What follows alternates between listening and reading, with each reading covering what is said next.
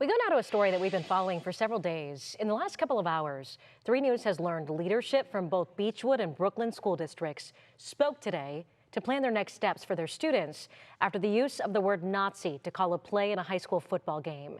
And the largely Jewish community of Beachwood is making sure everyone really understands the gravity of what happened here. Our Kaitor K just spoke with Beachwood officials about the impact of all of this. Kaitor, what are they telling you tonight?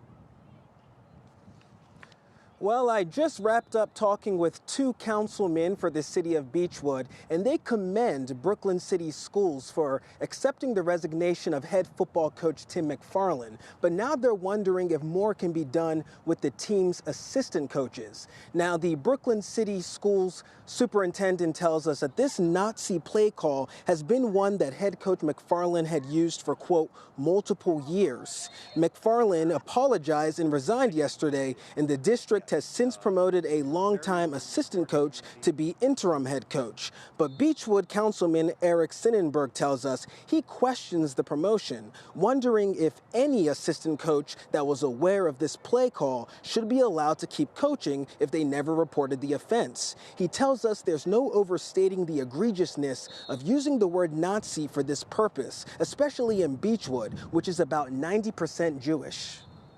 Our whole community's just been shocked. It's been a punch in the gut to the whole community.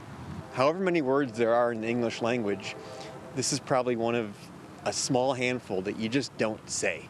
And here it was being called out loud to call plays on our home field where our kids are supposed to feel safe and protected.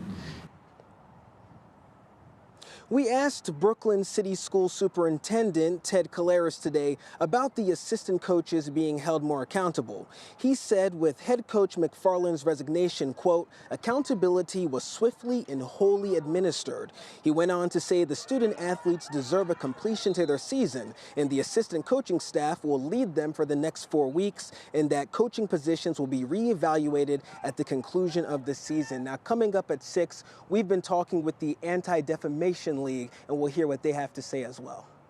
All right, Kaitor, thanks for following this story. We appreciate it.